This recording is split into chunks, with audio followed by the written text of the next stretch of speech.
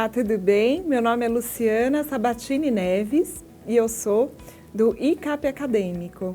Hoje nós vamos continuar o nosso ciclo de conversas, de bate-papos.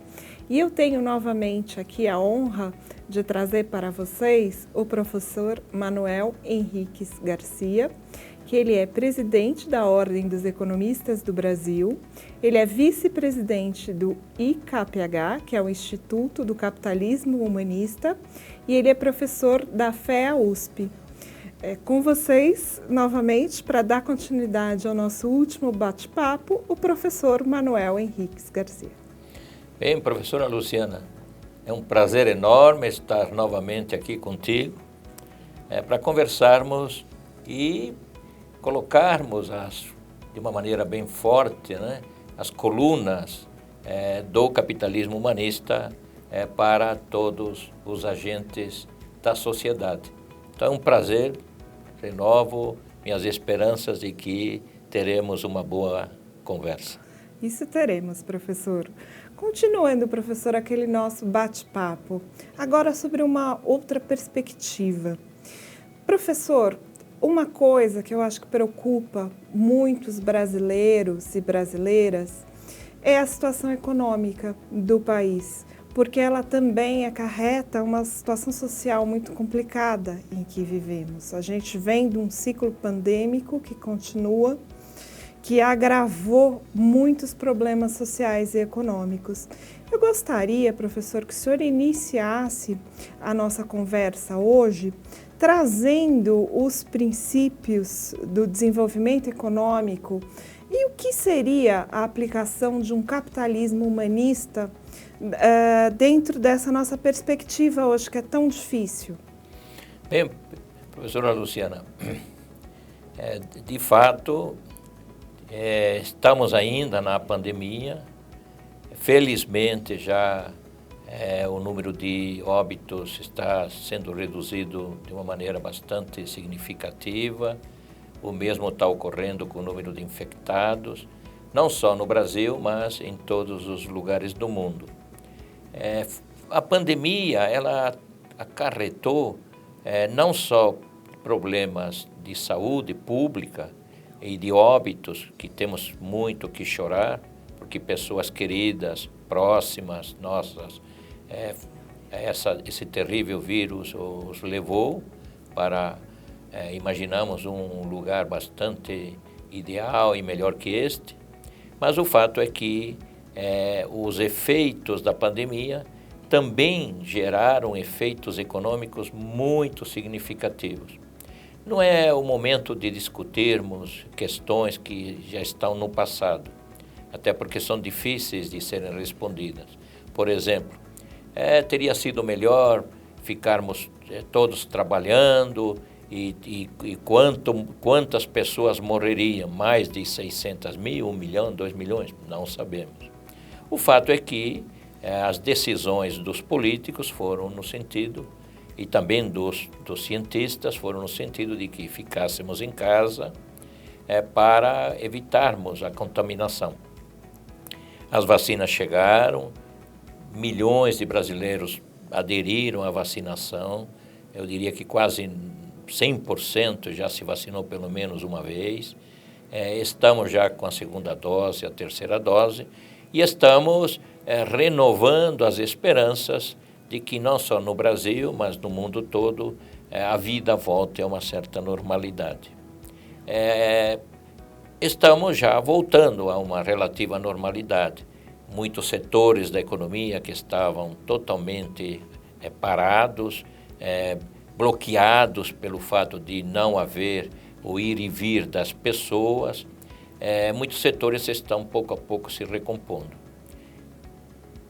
Em nosso caso, às vezes as ideias do capitalismo humanista, de não deixar ninguém para trás, da valorização da pessoa humana, da dignidade da pessoa humana, das questões da competitividade, da defesa do meio ambiente, enfim, um conjunto de premissas que estão todas incorporadas no artigo 170 da Constituição Federal e que fazem parte do nosso do nosso ideal, do que nós chamamos de capitalismo humanista.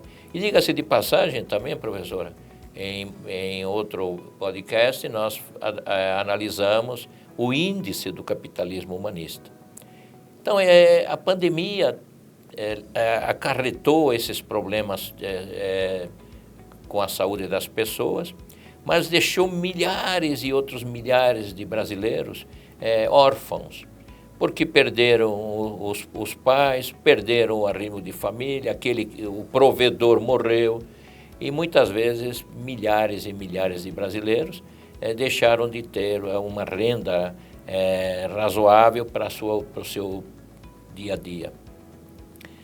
Do ponto de vista econômico, outros milhares e milhares de pessoas também perderam suas rendas, mas estão vivos. Ou seja, há uma nova oportunidade lhes será dada para que eles voltem ao mercado de trabalho e tenham rendas. O governo agiu sem saber, provavelmente, que é o dever do governo, mas ele agiu de uma maneira muito correta no primeiro momento. Deu um abono salarial, um auxílio emergencial. O Congresso ajudou e muito nos valores, houve um aumento significativo dos valores, mas o fato é que foi dado a um contingente expressivo de milhões de brasileiros uma ajuda muito importante. E isso nós, aqui do capitalismo humanista, desde o primeiro momento, aplaudimos. Vimos que o governo, quanto a essa questão de não deixar ninguém numa situação fortemente desfavorável do ponto de vista econômico, o governo agiu de uma maneira muito correta. Ao longo do tempo, a economia pouco a pouco foi voltando, já está voltando melhor, mas temos graves problemas que estão, não no nosso caso exatamente apenas, mas em outros países, como a China. Professora Luciana,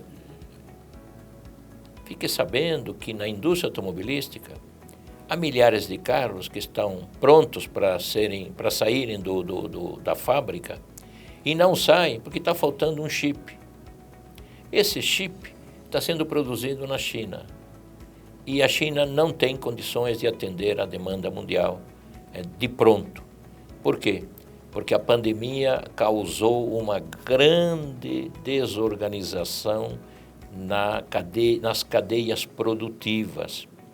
Então está faltando uma série de componentes extremamente importantes que são fabricados na China.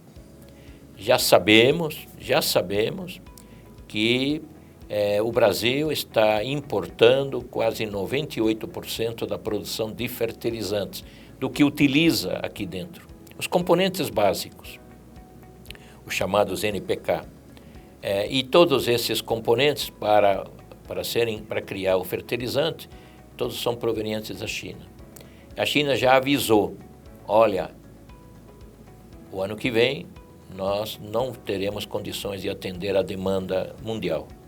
Ou seja, estamos já prevendo que o ano que vem vamos ter uma série de outros problemas com relação aos bens que estão na mesa dos brasileiros. E esses bens que estão na mesa dos brasileiros, fruto também dessa desorganização das cadeias produtivas, e por estarem faltando, o preço acaba aumentando e temos uma inflação em outros lugares do mundo, é verdade, mas muito elevada do nosso ponto de vista. Da inflação chamada oficial, que seria pelo IPCA, já estamos com 2 dígitos. Há uma inflação que estamos constantemente também atacando a violência dessa inflação, que é o chamado IGPM. Professora Luciana, o IGPM, no acumulado de 12 meses, já alcançou 33%. Imagine aqueles que têm contratos pelo sistema financeiro da habitação. A prestação dobrou nesses últimos anos. Os salários, muitas vezes a pessoa perdeu os salários. Em outros casos, se não perdeu o salário não acompanhou esse aumento brutal no valor da prestação da casa própria. E ele corre risco, perder o Também imóvel. o imóvel, né, professor? Ou seja, tudo é decorrência de uma série de fatores que foram sendo gerados pela pandemia. No nosso caso aqui no Instituto do Capitalismo Humanista, estamos sempre atentos e ajudando inúmeros parceiros que estão ali na linha de frente, combatendo em prol dos mais assistidos, dos menos assistidos, né, dos mais desassistidos.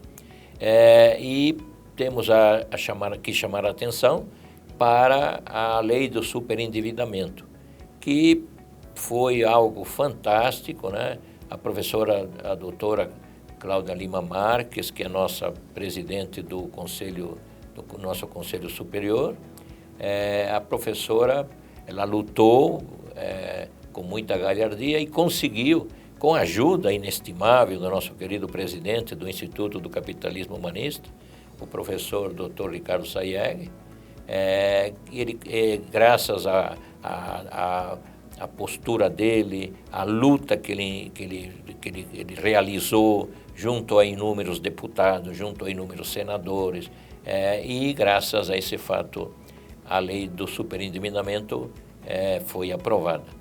Mas estamos muito atentos para alguns detalhes que surgem na regulamentação. Do ponto de vista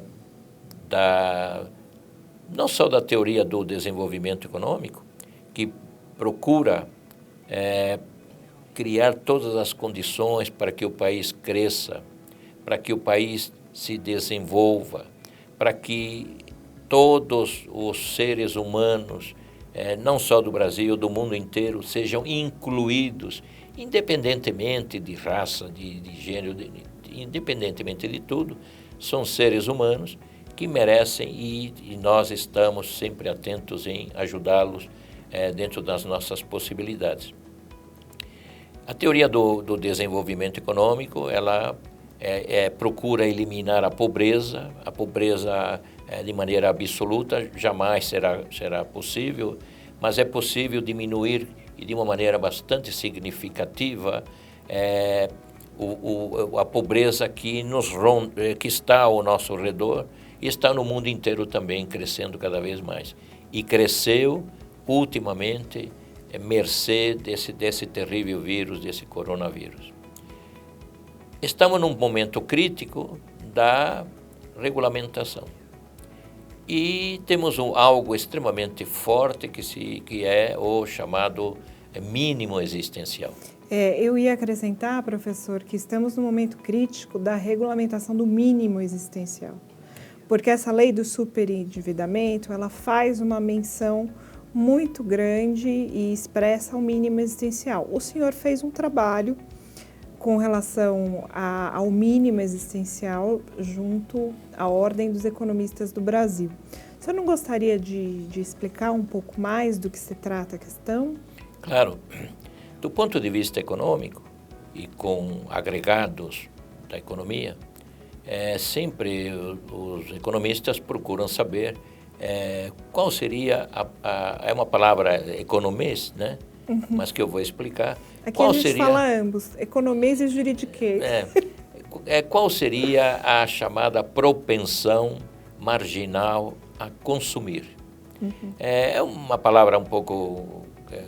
usam marginal, propensão, pode nos levar a algo diferente, mas é muito simples o conceito.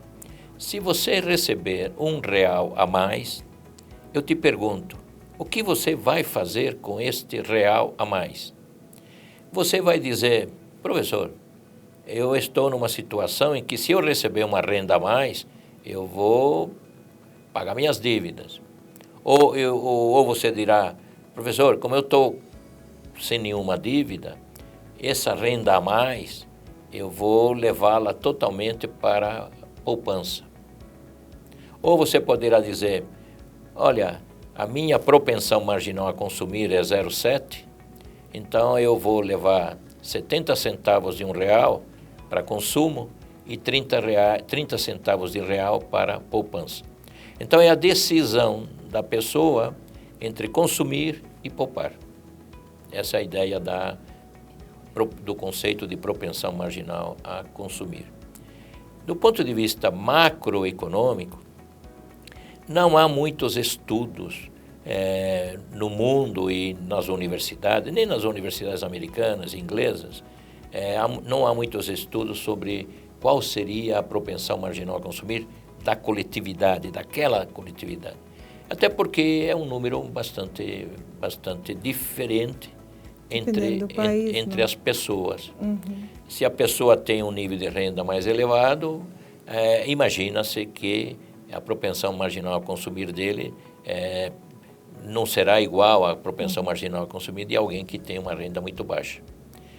Aqueles que têm rendas muito baixas, um salário mínimo, até 3 salários mínimos, fizemos o nosso estudo, mostrando que as pessoas, as famílias que têm, em média, 1,9, que nem na média, mas dois dependentes, o casal mais dois dependentes, são 4 pessoas.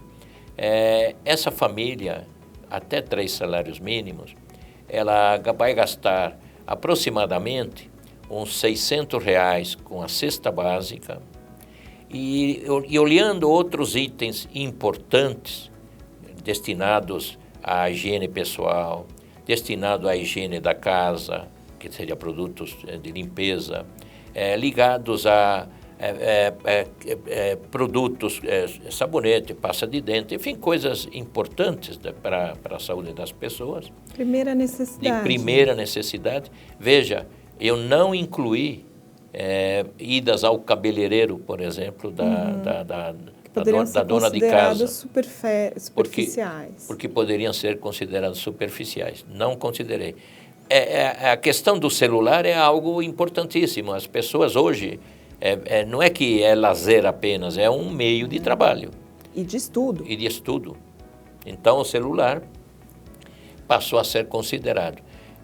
Fazendo esse cálculo de R$600 com a cesta básica, mais outros pequenos gastos aqui, e nem considerando um aluguel extremamente baixo, que não é o aluguel real, porque estamos pegando uma média das famílias. Eu peguei o índice de preço, a POF, a pesquisa de orçamentos familiares do IBGE, onde é algo nacional e você tem valores de aluguéis que não são condizentes com as grandes capitais.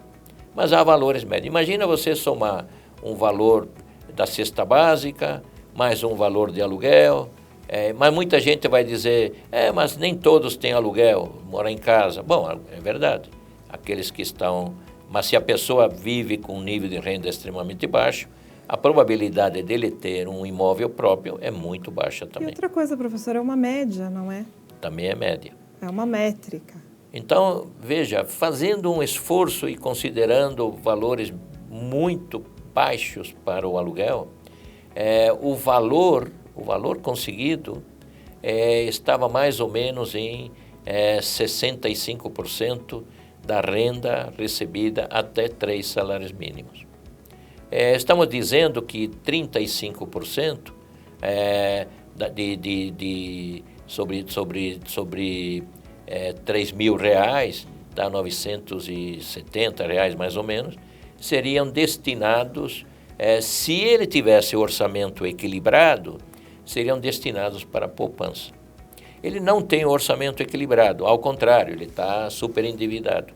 Então, pelos nossos cálculos, para faixas até 3 salários mínimos, consideramos que o valor, o mínimo existencial, deveria estar mais ou menos próximo de uns R$2.100, um pouquinho menos do que isso, 65% dos de 3 salários mínimos. E ainda teríamos que considerar valores superiores. Há pessoas que ganham mais do que 3 salários mínimos e também estão fortemente endividados. Bom, para essas pessoas teríamos que criar novos critérios, mas esses novos critérios vai depender muito do que elas nos dizem sobre seus gastos. Então nós achamos, aqui no capitalismo humanista, estamos achando que quem melhor pode avaliar a condição daquele superendividado que ganha mais do que 3 salários mínimos é o juiz. Professor, eu ia tocar nesse ponto, porque esse é um ponto que eu defendo. Eu já tive várias conversas com a professora Cláudia e fiz o curso da Brasilcom, que a professora Cláudia também ela é uma parte muito importante desse organismo. E eu estava colocando exatamente essa situação, que apesar de existirem esses parâmetros e esses parâmetros serem fundamentais e foram até para a aprovação desse projeto, porque demonstraram, além do que o senhor colocou, que essa lei iria injetar na economia com a recuperação e ao trazer as famílias para uma volta econômica, né, uma volta ao consumo. Verdade. Esse trabalho ele também trouxe isso muito claro. Mas a questão da dignidade humana ela é individual. Ela Exatamente. é individualizada. Então o papel do juiz ele é fundamental. E até que ponto você normatizar algo tão sério como dignidade humana, mais do que ela já é, né? Porque a gente já tem parâmetros constitucionais, parâmetros internacionais, que todos são aplicados, porque esses parâmetros internacionais foram internacionalizados a partir do que as declarações e pactos foram interiorizadas no nosso ordenamento. Então, isso que o senhor estava tocando agora, e eu vou lhe devolver a palavra, é fundamental. A participação dos juízes nessa análise também. Que eles já têm participado Sim. desde há muito tempo, quando acabaram seguindo a legislação francesa, até eu diria, indo lá para trás, provavelmente o Código de Napoleão, que foi seguido por todos os países do mundo, seguindo uma linha de pensamento francês. Os juízes têm decidido, no tocante à pensão alimentícia, têm decidido algo em torno de 30%, às vezes algo parecido com isso, como porcentagem. Se nós olharmos também o crédito consignado, existe também uma parcela de 35% mais 5% do cartão, mas, enfim, está entre 35% e 40%, algo que poderia ser retirado do mínimo existencial para pagamento da prestação mensal do crédito consignado, né? Ou seja, já é uma porcentagem que temos para determinadas faixas de renda. Então, eu diria que para faixas de renda baixas, 1 salário mínimo, 1,5 salário mínimo, 2 salários mínimos, podendo chegar até 3 salários mínimos da família, creio eu que poderíamos ter um modelo dizendo, olha, o mínimo existencial é 65% do valor recebido dessa família, até 3 salários mínimos, e ele tem 35% destinado a pagar suas dívidas. Vamos fazer o acordo com os credores. Para rendas maiores, aí vai ser necessário que cada um dos devedores diga em juízo qual é o seu nível de sobrevivência. Porque às vezes a pessoa tem um determinado nível de renda, conforme nós estávamos falando anteriormente, e a propensão marginal de a consumir de total, é igual a 1, todo o dinheiro extra ele gasta em consumo, e o outro, no mesmo nível de renda, tem uma propensão marginal a consumir 0, todo o dinheiro que ele recebe adicional, ele coloca para a poupança.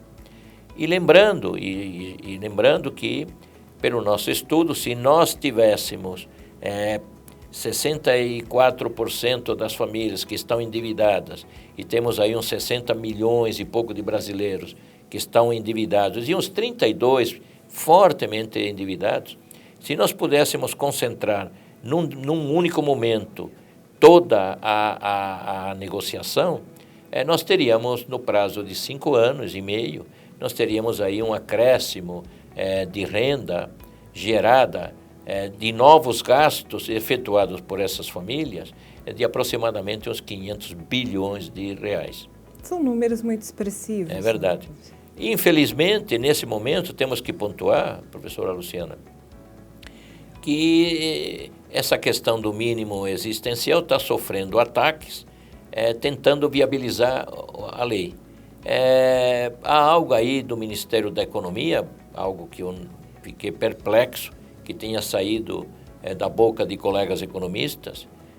Fiquei perplexo, é verdade, porque nós economistas temos um juramento sobre a questão da pobreza, de eliminar, fazer o possível e imaginável para a diminuição da pobreza e fazer a inclusão de todos dentro da economia.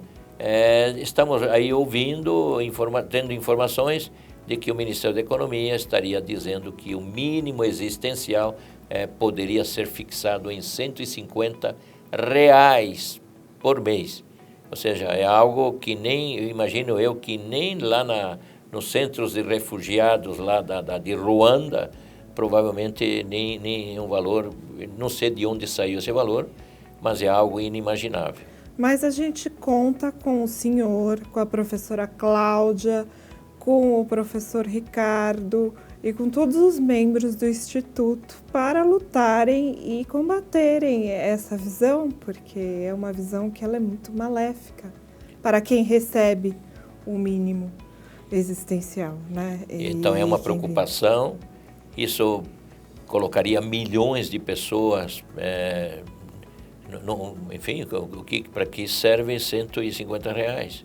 O governo está reconhecendo que R$150 é muito pouco e ele está propondo R$400 para aquelas famílias que já estão no nível mais baixo da Seria a renda básica universal, professor? É uma renda que ele está querendo criar,